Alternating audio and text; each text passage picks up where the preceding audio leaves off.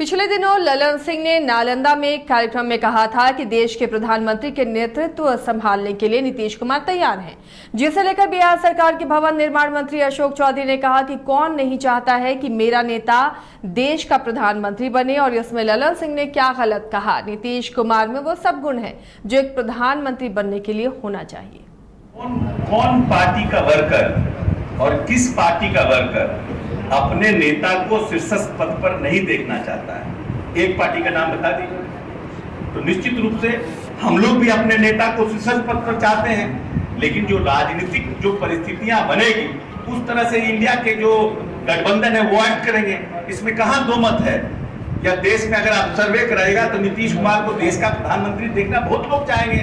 Not only people in Bihar, बाहर के लोग भी देखना चाहेंगे, क्योंकि माननीय नेता ने जो भारत सरकार और राज्य सरकार में जो सेवा की है, या 18 साल इधर लगभग 18 साल उनका शासनकाल रहा, 17 साल खुद मुख्यमंत्री रहे और भारत सरकार में मंत्री के रूप में, ना आज तक उनकी शुचिता पर कोई प्रश्न चिन्ह लगा है, ना आज तक उनकी पारदर्शिता पर कोई प्रश्न चिन्ह लगा है, ना आज तक उनकी ईमानदारी पर कोई प्रश्न चिन्ह लगा है। जो व्यक्ति सार्वजनिक जीवन में इतने लंबे समय तक बिहार जैसे राज्य को पूरी तरह से शांति बहाल करके आगे ले जाने का काम किया हो, जिस बिहार का बजट 28,000 करोड़ था उसको 2,68,000 करोड़ करने का काम किया हो, उस व्यक्ति को देश के प्रधानमंत्री बनने में उसमें क्या प्रश्न हो सकता है। लेकिन जो राजनीतिक परिस्थितियां होगी। बीजेपी कोर कमेटी की बैठक में शामिल होने केंद्रीय मंत्री नित्यानंद राय पटना पहुंचे। उन्होंने इंडिया गठबंधन पर निशाना साधते हुए कहा कि इंडिया एक घमंडिया गठबंधन है जिसके सभी नेता घमंड में चूर हैं। वहीं अमित शाह के बिहार दौरे पर कहा कि केंद्रीय मंत्री अमित शाह बिहार आ रहे हैं, उनका स्वागत है। झंझारपुर की जनता उनका स्वागत कर रही है और इस स्वागत से इंडिया गठबंधन के लोग डर गए हैं। वहीं इंडिया गठबंधन की तरफ से कई मीडिया हाउस को बायकॉट करने का जो फैसला लिया गया उस पर निशाना साधते हुए उन्होंने कहा कि इंडिया गठबंधन इसी के लिए बना है। पहले वो सनातन धर्म को खत्म करेंगे, उसके बाद मीडिया की आजादी को भी खत्म करेंगे। वहाँ परिवारवादियों की जमात है, उस जमात से देखिए घमंडिया अलायंस है वो और अहंकारी अलायंस है।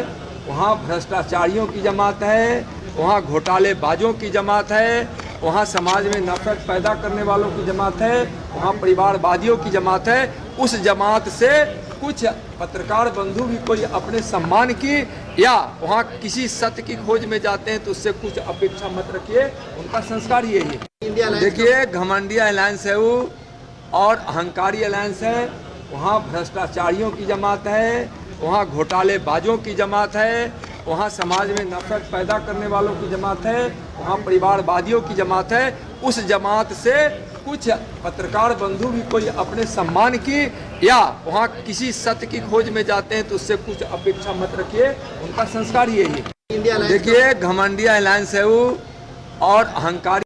शिक्षा विभाग के अपर मुख्य सचिव के पाठक ने अररिया के कई स्कूलों का निरीक्षण किया। निरीक्षण के दौरान उत्क्रमित मध्य विद्यालय रहीका टोला स्कूल भी वो पहुंचे, जहां पर उन्होंने छात्रों को दी जाने वाली स्मार्ट क्लास की व्यवस्था का बारीकी से जायजा लिया और छात्रों के बैठने की व्यवस्था सही नहीं रहने के कारण वहां जल्द ही बेंच और डेस्क उपलब्ध कराने का आदेश अधिकारियों को दिया। इसके साथ ही स्कूल में छात्रों की अधिक संख्या को देखते हुए 2 नए कमरे बनाने का भी निर्देश दिया। निरीक्षण के दौरान उन्होंने छात्र छात्राओं से पठन पाठन की भी जानकारी ली। मौके पर उन्होंने कहा कि पूरे जिले में सभी स्कूलों में लगभग 50% की उपस्थिति हो रही है और जिस स्कूल का निरीक्षण किया जा रहा है वहां पर 80% की उपस्थिति पाई गई, जो अच्छा संदेश है।